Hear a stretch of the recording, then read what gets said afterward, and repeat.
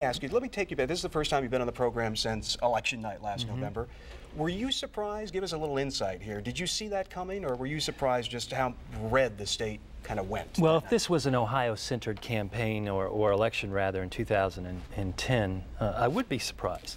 But I think what you saw is what we've seen in other elections, other times. 1994 comes to mind, in that it was a national tide. First-term incumbent presidents oftentimes have a difficult cycle 2 years after their elections. We went through that.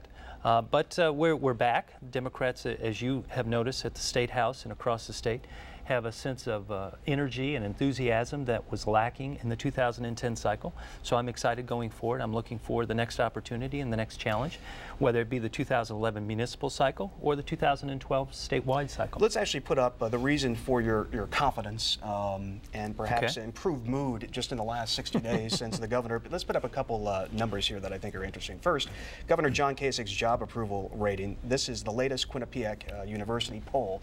You see it here, 30% approve, 46% disapprove. And on the question of SB 5, collective bargaining rights, 35% support SB 5, 54%, clearly over half of the state respondents in this poll, oppose it. I mean, in a way, SB 5 has kind of put unions and put Democrats, the bigger umbrella, back into action here. Are you surprised it happened this quick? Well, I don't think it's necessarily just about organized labor or those who are Democrats in support of organized labor. You had Senator Rob Portman on before me, who during the campaign indicated his support for collective bargaining rights for police and firefighters.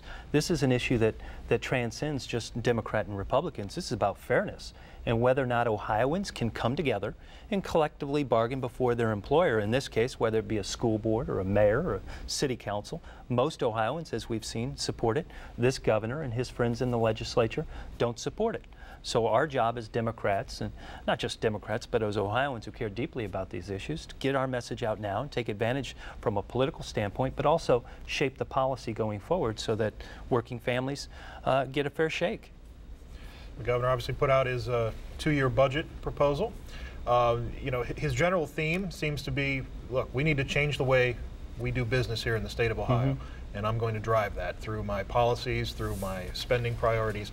What do you see as, are there good things in this budget that you like, and where are the problems that you see as the most, having the most consequence? Well, I don't even know what that means when the governor says he's going to change his priorities, because according to his estimates, we were having an $8 billion deficit from a budget standpoint, yet he increased spending in his budget by $5 billion. That's a $13 billion swing. You know, again, I'm not sure how you get to these numbers.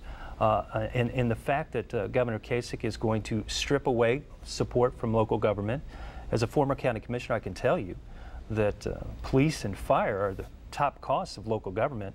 So when the governor says he's going to strip away these local government supports, that means you're going to have less firefighters providing protection, fewer police officers providing protection, and the impact on our communities will be detrimental. So it's an obligation for myself and others who care deeply about these issues to speak out, and we hope that the governor and the legislature, especially its leadership, listen. And with local government, what about the argument that Senate Bill 5, which you were just speaking about earlier, will allow local governments and schools to save money, to have the flexibility to deal with these cuts and these changes, and so that's how they can cope? But how much?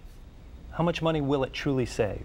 Because according to independent estimates, it will have a negligible impact. What it will do is it will lessen the likelihood that middle-income earners can spend those dollars on Main Street. So this issue is not just about teachers or law enforcement, firefighters. It's about the person who owns the cafe or the diner. It's the person who sells insurance on Main Street. It's the person who cuts hair on Main Street. Because as you lessen the buying power of the middle class, the impact on the economy will be tremendous. And at a time when this state is struggling, I think it's unfair to continue to ask those who have given the most, those middle-income earners, to give even more. And in the case of Governor Kasich, we have a governor who's increased wages for his closest associates inside the State House, yet is going to ask the janitor at the local school district to give back more. Over the course of the last 4 years, there are 5,000 fewer state employees under Governor Strickland's leadership. Each of those state employees that stayed took a 2-week furlough where they actually didn't get paid and contracts were opened up and resources were given back to the state of Ohio. If this was really about balancing the budget, then the governor would sit down with leaders, both that are affiliated and unaffiliated, and ask that we sit down in a manner that provides all of us with shared sacrifice. Right. The expectation is that some form of Senate Bill 5 will pass affecting collective bargaining, and the expectation is also there will be an effort to put a referendum on the ballot to repeal it. And the parlor game now is, you know, is it better to have that from the standpoint of people who oppose it? Is it better to have that on the ballot this fall or in 2012? And that'll depend on when they actually pass it. What's your view on that? If you're somebody who's opposed to this measure, as Democrats and unions are, is it better for you to have this on the ballot this fall or in 2012? It's a great question. I think there's 23 new Republican legislators in the State House. I think if you're on the ballot next year, as they all will be, and they're branded as supporting Senate Bill 5, and that issue is up at the same time, it will be a referendum not just on that particular piece of legislation, but on the very service of those legislators that supported it. You know, many of whom went to police and firefighters just months ago during the campaign and said, we stand with you. We support collectively bargaining before your employer, yet we're going to step back and support Senate Bill 5. At the same time, they'll be up for election. I think it gives us a great opportunity. I know the Speaker knows this, and I know the Senate President knows this as well. That's why they're taking a look at, as Jim pointed out, at whether they can mitigate the political damage this bill will have going forward. Mr. Chairman, the House has approved this voter ID concept. What's the problem with voters just showing some kind of ID when you go and vote? Well, I was in the legislature for 10 years, and I remember then state representative, now Secretary of State John Husted, pointing out that a prior piece of legislation would solve all our problems. So that prior piece of legislation required certain forms of identification be presented, and if you didn't have a form of identification, you could attest to whom you are and vote provisionally until you can prove who you are, actually, and as to avoid fraud. I thought just 2 or 3 years ago that worked pretty well. I would hope at some point somebody asks a simple question. How many prosecuted cases of voter fraud or voter registration fraud have there been over the course of a period of time? When there are tens of millions of Ohioans voting over that same period of time, and there are less than a dozen prosecuted cases, it seems to me that the Republicans today are offering a solution to a problem that doesn't exist. And again, at a time when we should be focusing on the economy and building the economy, these kinds of divisive arguments serve no real political purpose other than partisan division. And it's unfortunate, but it really speaks to what drives our friends in the legislature today, and it is not building the economy for the middle class. All right, I'll ask you to stick around.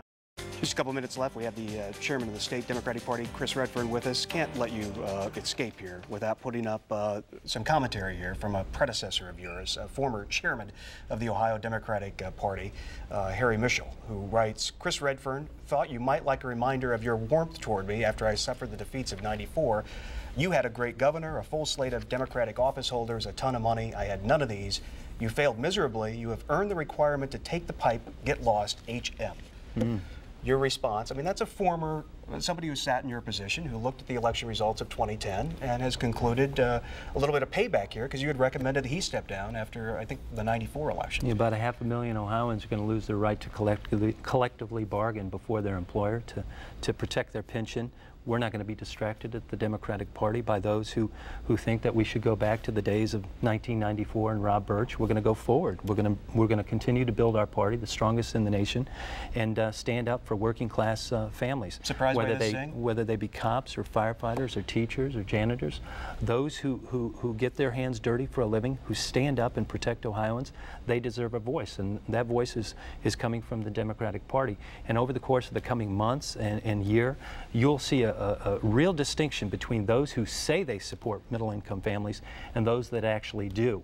You know, over at the State House, there have been tens of thousands of Ohioans gathering together to voice their concern with Governor Kasich's budget and his repeal of collective bargaining rights. Those are going to be the issues that are going to drive the Democratic Party forward in 2011, 2012, and I look forward to engaging in this debate, whether it's with my Democratic friends or with my Republican friends. Did you respond to him? No, I don't. I didn't respond to you, and I didn't respond to him. Yeah, notice that. God bless him. Josh Mandel, Yeah. Serious challenger, major fundraiser. Is he? A Republican, major fundraiser in the last campaign. Okay. I think he was the top vote getter of Republicans. Okay. Is he a legitimate contender to Senator Brown? Actually, Maureen O'Connor was the top Republican vote getter, and I'm not sure she's going to announce her run against Sherrod Brown. I invite Josh Mandel to announce tomorrow, 75 days after taking office, that he's running for the United States Senate. And then when and if he's elected to higher office, 2-3 days after getting elected to that office, he'll announce for the president. And perhaps after he's elected president, he'll announce for another higher office. You know, I suggest to Josh or anyone else to look at your record and ask yourself, does it reflect the way Ohioans think and feel about things like Senate Bill 5 and investing in middle-income families? And Josh has been on the wrong side of these issues, and it had not been for the Republican wave of 2010, I suspect he right now would be still serving in the legislature. Almost out of time. You're optimistic about 2012 and Democrats in the state? These are challenges. It's nothing to take a bit of overconfidence in, but I'm looking forward to engaging in the debate. And anytime you're standing with firefighters and police officers and teachers, those who protect Ohio's communities, anytime you're doing that, you're on the right side of those issues, and that's where the Democrats are. Mark Duquette, Jim Siegel, and as always, Chairman Chris Redfern. Good to see you. Thanks so much for joining.